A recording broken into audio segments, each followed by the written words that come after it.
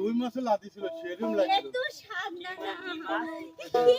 ডাল আর লুই মাছ তোমার সব কাবাব নিয়ে দাঁড়াও কি মাছ লুই মাছ কি